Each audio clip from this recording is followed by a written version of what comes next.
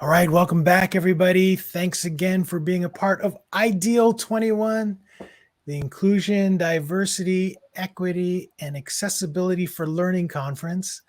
Very happy to introduce you to Milo Dodson, Dr. Milo Dodson from Belkin International. I was lucky enough to have a conversation with him a couple weeks ago. We talked about a bunch of different things. What really stuck with me was the ideas that he had about belonging, and so yeah, perfect for this event.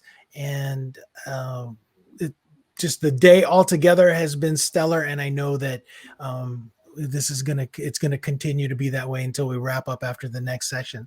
So Dr. Milo Dodson is a senior manager for diversity and inclusion and community outreach at Belkin International. Cindy Nagel, who's an active member of the TLDC community, was the one that suggested we contact Milo, and here he is. I'm so happy that he's here, and I'm going to go ahead and just hide myself, and I'll let you take over, Milo. Cool. All righty. Well, thank you for that introduction. First and foremost, good afternoon, good evening, maybe even good morning, depending on when and where you are watching. I'm really, really honored to be here with you all today. I think as the universe sometimes does, and even divine intervention, depending on our belief system, we are in places at the right time and on days when and where we need to be. And I know I personally need to be in this type of community today. Before I was a senior manager, before I was a licensed psychologist in California, I was and every day am a Black man in America. And I know that today in particular, just hours after the acquittal of that person in Wisconsin, a lot of us are feeling a lot of pain in the Black community and allies and co-conspirators. And so I would be remiss, and I would be an awful mental health professional if I didn't first set this stage by acknowledging the pain that I know a lot of us are holding today. And so I appreciate the grace and patience in advance as I progress through my slides, as we get into the conversation today. It is, again, quite a unique time for me to be talking about D&I work, literally just hours after that acquittal. So all that being said, I want to focus us on being able to think about D&I as a training opportunity for sure, as an opportunity for growth, as an opportunity for strength, business strategy, etc. Not a limitation, not just something that we do to avoid liability in different ways, but approaching D&I as at Belkin, as we call it, diversity, equity, inclusion, and belonging, so DEIB, approaching this work from a sense of taking a strengths-based approach, being able to know that this is an opportunity, and to have a sense of multicultural excellence, knowing that D&I starts with ME, starts with me. So to get into it, I want to be able to focus us on imagining, and if you will, being able to, wherever you're seated, wherever you're standing, maybe even you're listening along as you're driving in a car, being able to feel centered and grounded in this space. And if you feel so inclined and feel so comfortable, closing your eyes. If you don't want to close your eyes, maybe just softly gazing down at your keyboard in front of you, at your lap, whatever you may have in your immediate surroundings. Being able to close your eyes and imagine a world where we all feel seen, where tolerance isn't aspirational and acceptance is regularly promoted, where our work-life balance isn't dichotomous, but of continuous harmony and encourage. How do we personally define diversity? What is our experience of equity? When have we felt included in inclusion? What does liberation look like? And what does freedom feel like? And if you have closed your eyes, I kindly invite you to give yourselves permission to open your eyes and to rejoin this space. So a lot of what you're going to hear me talk about today, again, my background, like credentialing, licensed psychologist, education. I have a PhD in counseling psychology, which has social justice as a core pillar of our field, closely connected to vocational psychology, some of the history there with career counseling, and everything I'm going to be talking about today is coming from a strengths-based approach. And often within social justice circles, we talk about our shared liberation really, really leading to and informing any and all type of D&I work.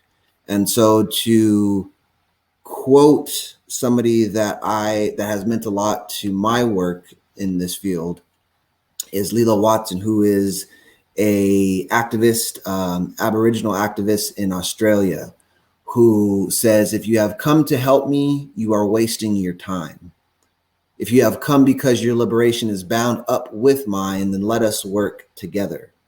So again, as we're thinking about creating more diversity, more representation, as we're thinking about inclusion, what we really, really need to think about here is not just workplace inclusion and belonging, but societal social justice. We don't exist just as employees. We don't exist just as coworkers. First and foremost, we are humans, and first and foremost, we are all multicultural beings. So it's not just about being able to say Black Lives Matter. It's not just about being able to push back against transphobia. It's about being able to know who we are as multicultural beings, even if we aren't people of color, as we may identify as white in America, as white Europeans, wherever we are in the world, being able to really know ourselves. So again, before I do anything in any talk, I always make sure I'm transparent in my background. So as you heard me mention earlier, as a Black man in America, I have half of my family is Italian American, and based off of a lot of my experiences in America, this is why you'll hear me refer to myself as a Black man in America. Knowing that my racial and ethnic background may be marginalized, may be underrepresented in certain spaces, but also being able to hold that with privilege around my privileged identities, being a cisgender male, being heterosexual from a middle-class background, able-bodied, knowing that my cultural background inevitably shapes my worldview, which then influences all of the work that I do. So it's not just about focusing on the work, but knowing the socio-political context in which we do the work that we do. So basically, to break this point down, our cultural perception can and will influence how we evaluate and perceive any and all evaluations of interactions with people. So again, to kind of create a space of togetherness, albeit in a virtual space, I want to offer something in terms of healing. This opportunity has meant a lot for me in my own personal journey and healing. And so before we get into specifics around multicultural excellence, specifics around the approach that we take at Belkin, I kind of want to switch things up a little bit. As I mentioned earlier, the last few hours have been emotionally rough for me. And so I want to offer this for folks who may also be feeling that pain, to think about self-care as a radical act and writing down 5 things that you love. focusing on what brings us joy, being able to embrace that joy, focusing on what opportunities we have to connect. And again, if you're like me, maybe you've experienced test anxiety in the past. So don't feel too freaked out. There's no right or wrong answers for this pop quiz. And nonetheless, just an opportunity for us to kind of think with certain agility on the spot here. So again, writing down 5 things that you love, and we will revisit this in a little bit. So getting into it, when we think about multicultural excellence, again, D&I work starts with me. As I mentioned, understanding all of our multicultural identities, shaping our worldview, influencing the work that we do in different spaces, in different communities, knowing that we can approach this with a sense of multicultural excellence because all of us are multicultural beings. So we have a Venn diagram here for folks who maybe like a visual of what I'm talking about. So when we think of workplace well-being, we see the overlap there with social justice, and we see the overlap there in the middle here of mental health. So an opportunity to create D&I work, an opportunity to create DEIB work really needs to, as you see on the screen, quite literally center an understanding of workplace well-being, mental health, and social justice. And so prior to being at Belkin, I started in January. Prior to being at Belkin, I was at UC Irvine's Counseling Center for 8 years. And so when I joined Belkin in January, I really want us to operationalize what diversity, equity, inclusion, and belonging means to us. So to us, we define each of these in the following ways. Diversity is about a sense of representation. Equity is making sure that everyone not just has fair treatment, but optimal opportunity. Inclusion is about making sure that everyone, is not just invited to the dance, but is able to be asked to dance and actually enjoying the time there. And then belonging, again, is a sense of well-being. So what this looks like in practice for us are our 5 DEIB commitments to not just talk about things, but to actually create action. And to create that action, we've looked at having a shared responsibility for this work. This isn't just about my work or my role leading this. This isn't just about our HR or our people team doing this work. Everybody from every level has a shared responsibility to do this work. So we start from a place of education and awareness, knowing that we have cultural humility for the different identities that we have and those that we don't have when we're interacting with coworkers.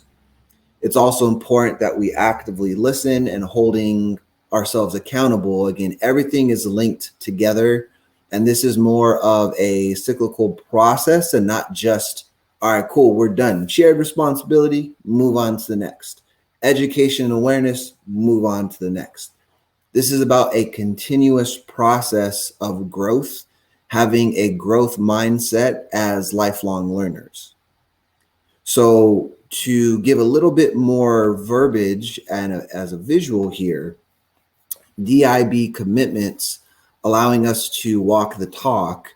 We uphold a shared responsibility. We cultivate a collaborative culture of education and awareness as lifelong learners. Moving forward, maintaining cultural humility, prioritizing active listening, and championing a workplace of empathetic and consequential accountability. This next piece here is, don't feel like you gotta read all this, but this is the DEIB vision statement that we created earlier in the year. There's one pre-existing, but we wanted to revamp it. I know for a lot of us in not just the corporate space and not just in big tech, but around the world, the murder of George Floyd in the summer of 2020 really was an awakening of what it means to navigate systems of oppression. And so as you see the last piece there, pushing back against systemic oppression, is very real and very intentional. And so that needs to inform all the work that we do as a company, or maybe you're in different school systems, and that needs to inform all the work that we do for educational purposes. So I want to think about D&I, about creating, again, a culture for the company, for the organization, creating a culture of compassion. And so it's about being able to, again, actively listen, not just waiting to talk again. And these are brief examples of what this could look like. So you often hear me say that it's important for us to listen twice and speak once. Also making sure that we're empathizing. It's about supporting them. It's about centering and keeping in focus marginalized groups, underrepresented groups within our organization. So it's not just about an example that we often use in social justice circles. There are times in the past historically where white women may intend to empathize, may intend to uplift people of color or women of color. And there's this, well, I have this identity, so I can relate to you this way. I've been oppressed as a woman in tech, so I get what you're going through as a Black person in tech. And so empathizing means that we're centering the person that's going through something. We're including them, we're increasing their feeling of belonging, and not just making this about us. So even when, and we've all been there, even when we're having those uncomfortable conversations, that still makes it a safe space, because growth and centering those who are going through something, that needs to happen. So again, I want to encourage folks to resist the temptation of bringing up a personally relatable story when someone is telling you a story about themselves, and just listen. Just listen to them. This is about them and not about you. Finally, being able to validate. We're listening, we're empathizing, and we're validating. When people are experiencing crises and pain, it's very, very similar to what I was describing myself going through the last couple hours. It's important to really validate and empathize in that present moment. It's not about saying it's going to get better someday. It's not about saying, well, at least, blank. It's about being able to stay in that present, to sit in the dark with people, because that's what they need in the moment. So it's about diversity and inclusion. An example of this is really intent versus impact. So what we may intend good, we may intend to do well by hiring more Black folks, hiring more women, hiring more Black women, the intersectionality there. And that's very, very different from creating a culture of compassion and inclusion. So again, sometimes it may even be easier to think about inclusion and then diversity, making sure that we're retaining our talent. Obviously, we can talk about different recruiting tactics. We can talk about like the metrics of maybe your organization requires a certain percentage of candidates from a particular background to be interviewed.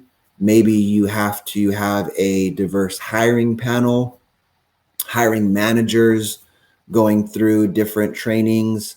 But again, inclusion and diversity and inclusion. Again, D&I starts with me, having that shared responsibility. Inclusion and belonging is about affective commitment and impact in the space.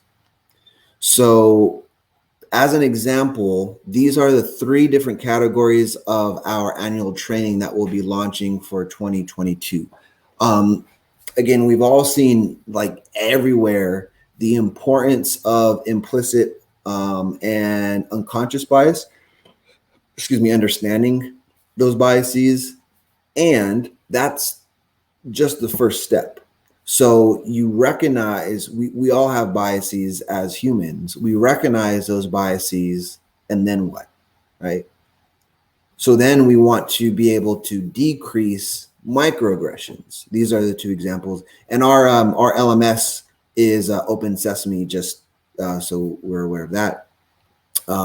Again, the specifics under these 3 different categories, maybe those look different for you, but my point for this slide is to highlight these 3 different categories.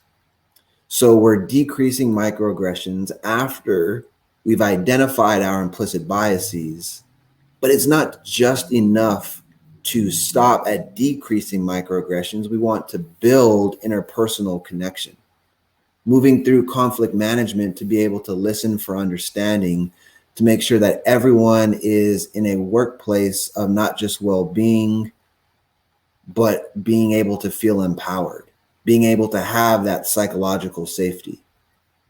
So when we think about equality and creating all of that, it's not possible without equity.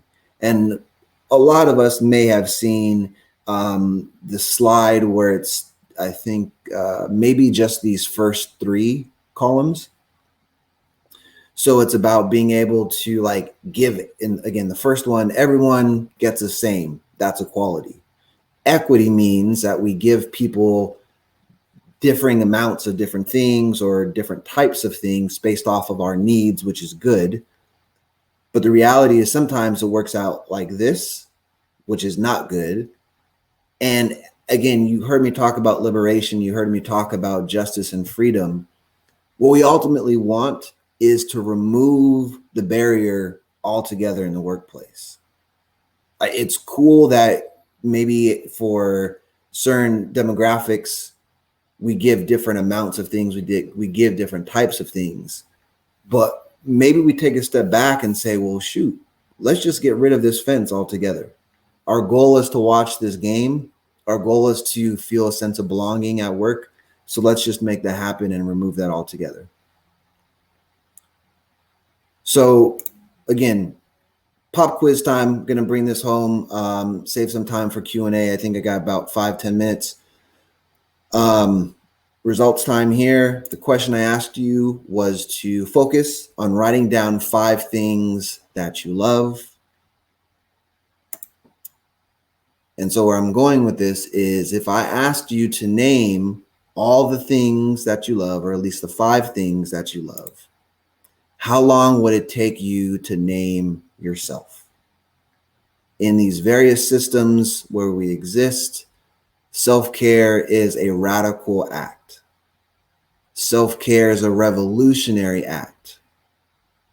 And as Audre Lorde said, it's an act of political warfare. So recognizing that for ourselves and for others, our value does not decrease. And I say this from experience of having experienced imposterism for various years. Our value does not decrease based on someone's inability to see our worth. I'm going to say that one more time for the people in the back. Our value does not decrease based on someone's inability to see our worth. So giving some references, because I know we all love learning, probably all love to read our Racial Healing Handbook as one example. Dr. Annalise Singh is an amazing, amazing psychologist doing D&I work down at Tulane University. And then folks over here on the microaggression theory book, you may recognize some of these names, in particular, Dr. Daryl Wing Sue, who has expanded on Dr. Chester Pierce's underpinnings of microaggressions and the seminal work that folks here have done at Columbia. So I will end with that.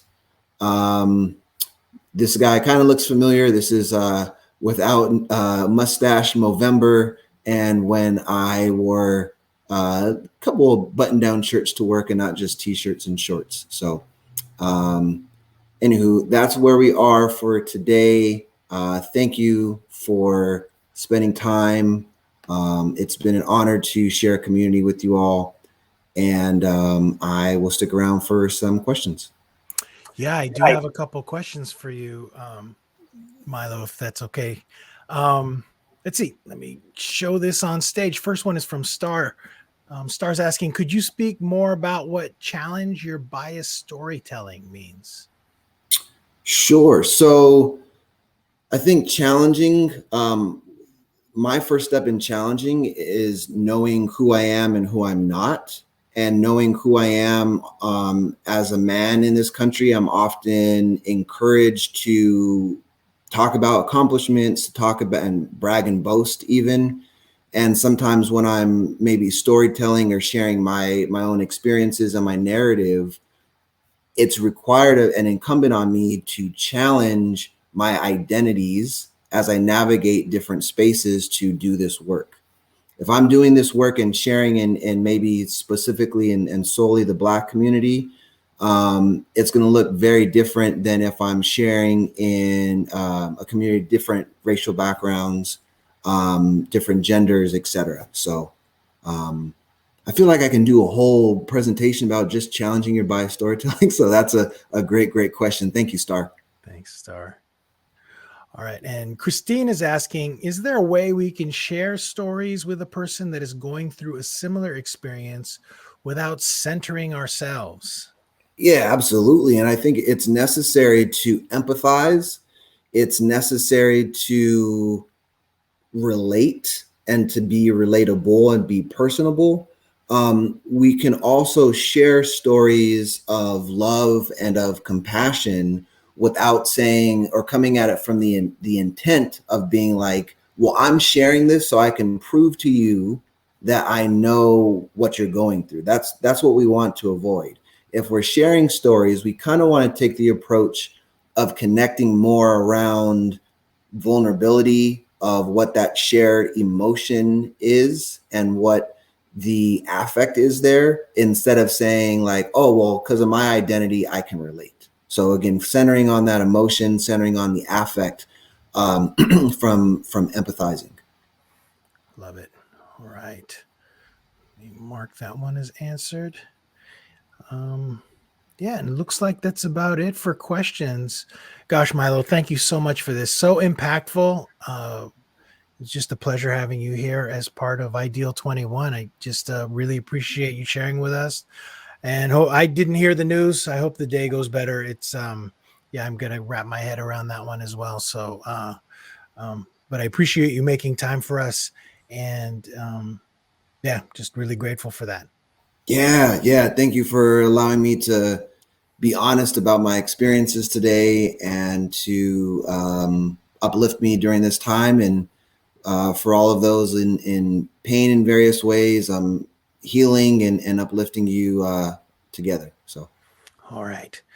Okay, everybody, we've got one more session to go today. I'm going to go ahead and wrap this one up. Feel free to jump into the networking area.